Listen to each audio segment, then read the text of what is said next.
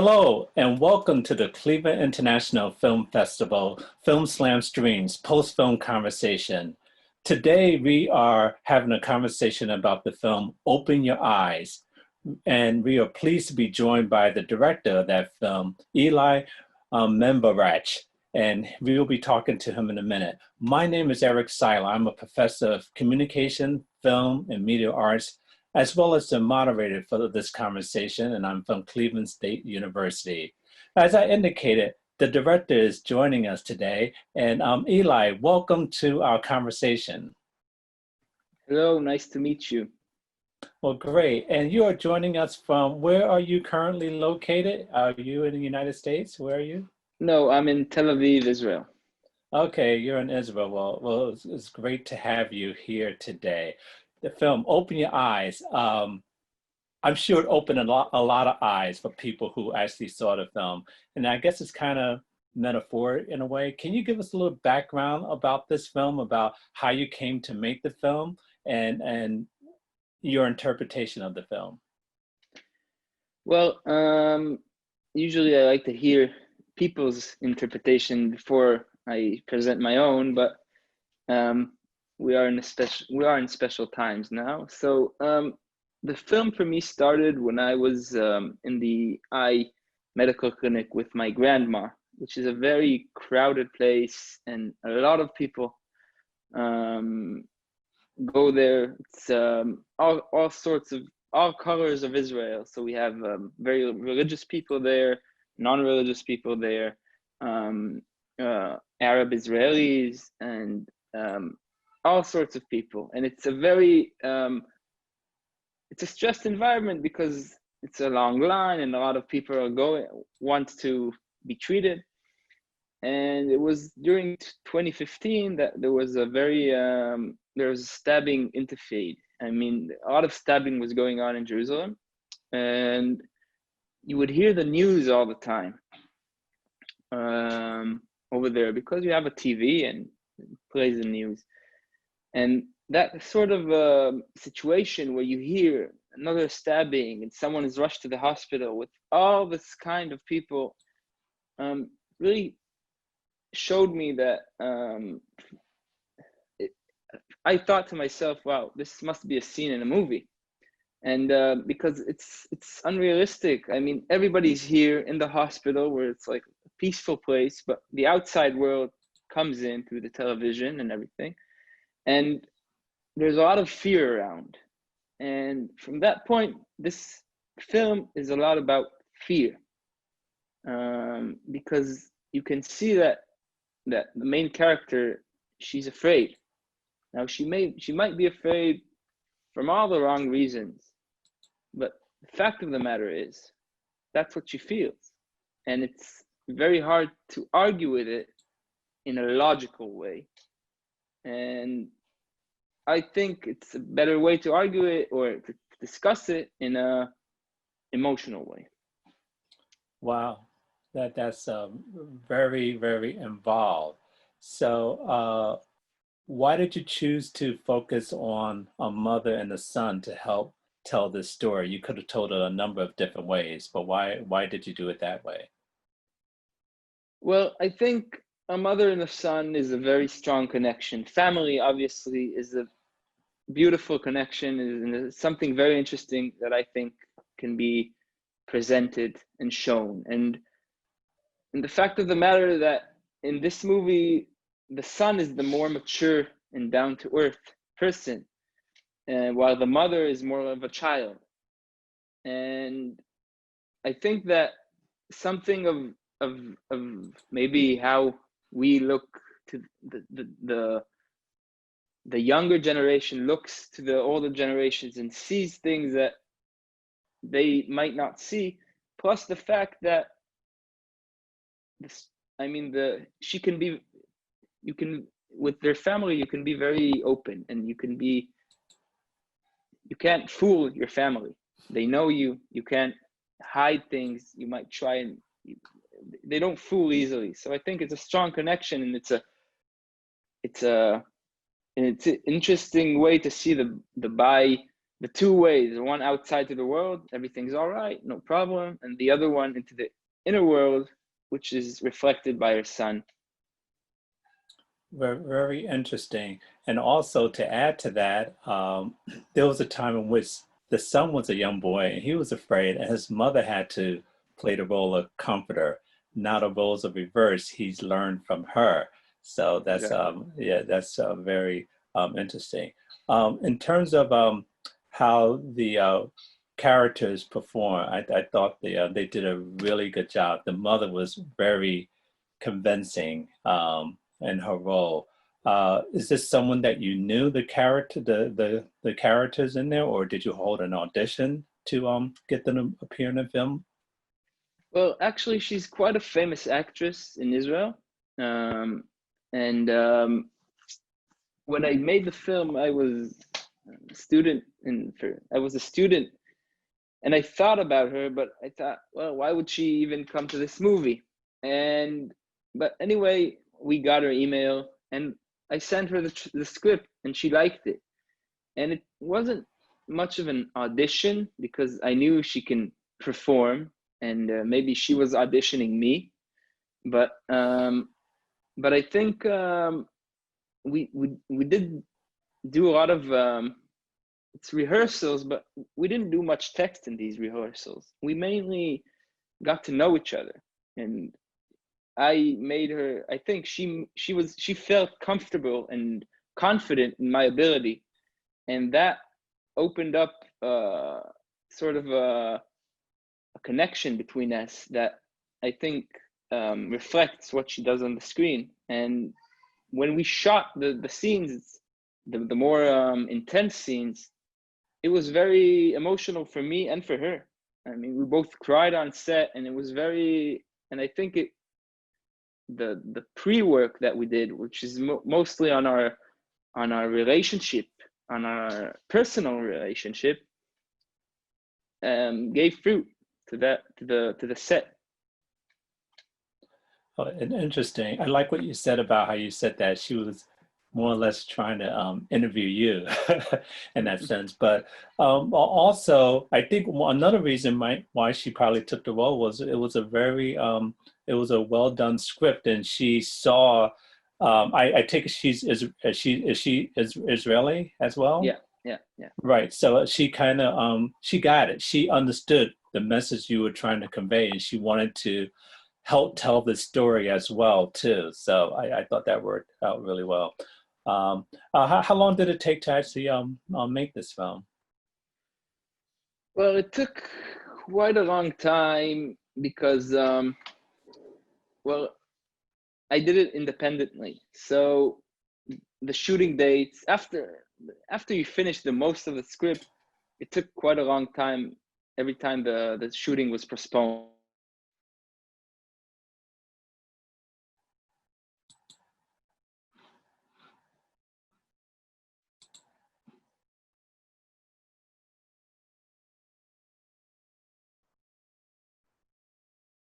2 months, more or less.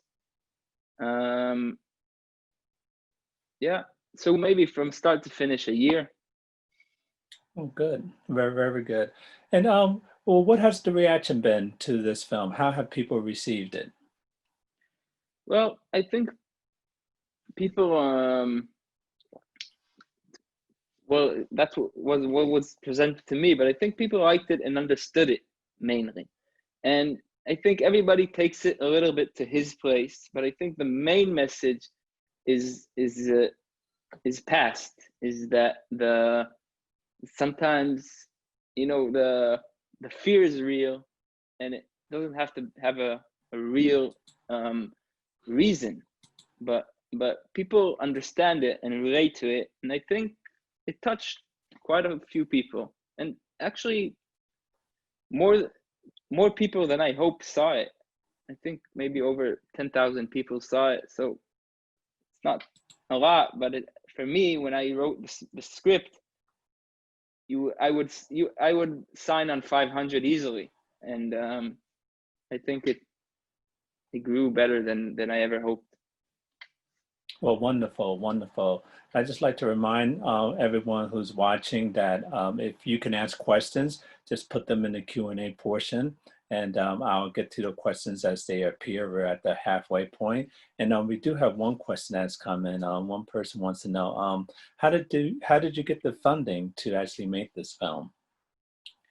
Well, I in the beginning I didn't have any funding, and as I said, I was a student, so everybody worked for free.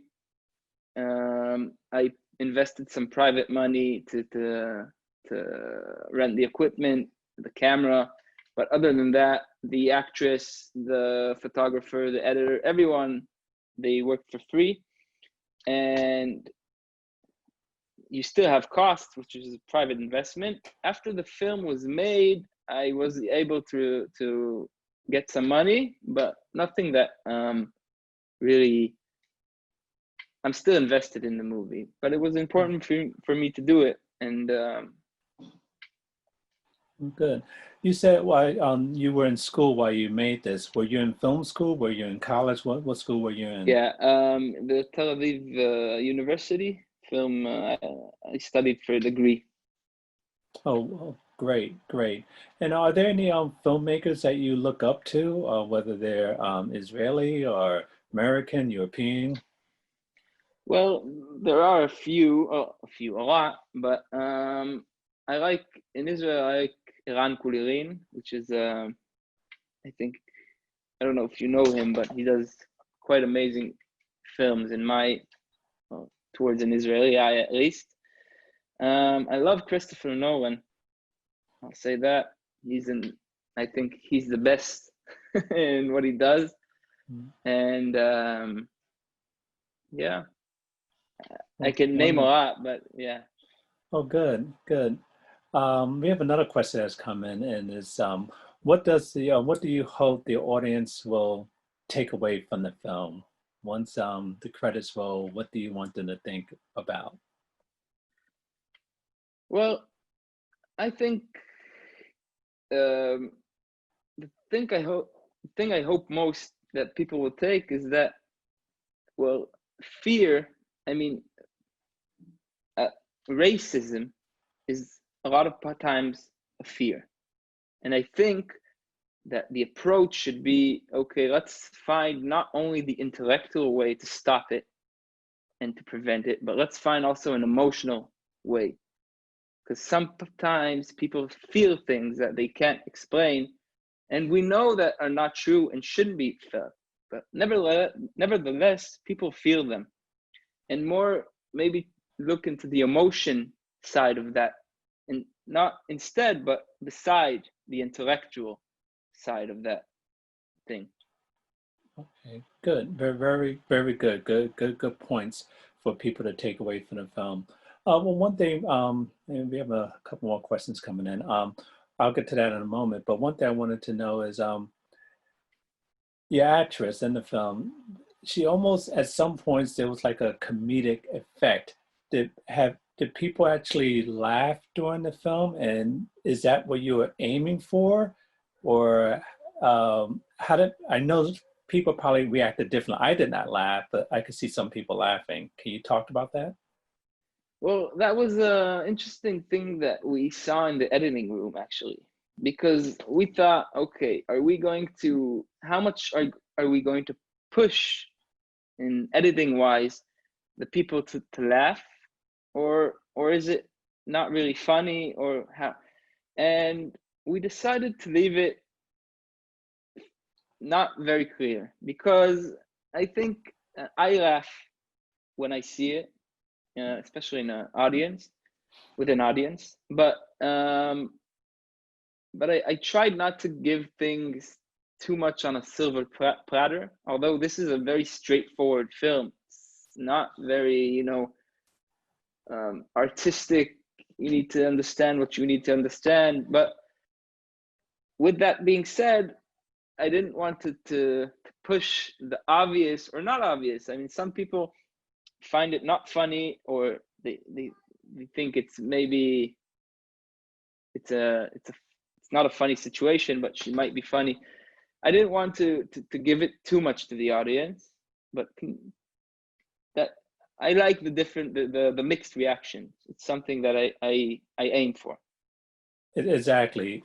Everyone's going to take away something different from the film, and you know, I think you did a fine job in leaving it up to the audience to take something away from it. As we're drawing towards the near of our time, another question that we have, and a question I had too, is what's next? What are you working on next? Are you working on something now? What's the future like for you? Well, actually, I'm working now on a documentary. It's also in a hospital, but it's a documentary about me and my father. And he's a doctor, and he's managing a corona section in the hospital. So it's quite interesting these days. Israel is not in a very good place regarding coronavirus. We have a lot of new people getting infected every day, and the health system is on the verge of collapsing. So it's not a very nice thing, but it's for sure an interesting thing to film and to see the I don't know, the more personal approach that a son can show from his father, that actually is now he's a doctor, but now he's actually risking himself, and it's building up quite nicely. Okay, well, good. I wish you luck with that. So it's interesting. I hope that you and family and friends remain safe, especially during this COVID era. COVID era is not just it's an international problem. For sure. Last thing is I just want to say is that the film itself. Are you continuing to to have it exhibited and show at different places? I know you made it a little while ago. Is it still on the festival circuit? Well, what is the state of the film now? Um, I'm not in the festival marketing or show. At the time we did it, we had a nice year. I think maybe 18 months. And we were in quite a few festivals, and at the moment I'm not into that, because it's just, in the end, we have 24 hours in a day, and you need to, I mean, showing a film or exhibiting a film is a full-time job. Maybe if I had I don't know, an agency or anything, but it's not the case. So it was good. Now we need to move on. Well, great. Well, I wish you all the best, and I just want to thank you very much for joining us today. We're talking with Ilay Mevorach, the director of Open Your Eyes. I appreciate the time you had with us today, and I thank our studio audience for joining us as well for this important and invigorating conversation. For more information about the upcoming 45th Cleveland International Film Festival, please continue to follow CIFF on social media and visit clevelandfilm.org. I'm Eric Siler. Thank you.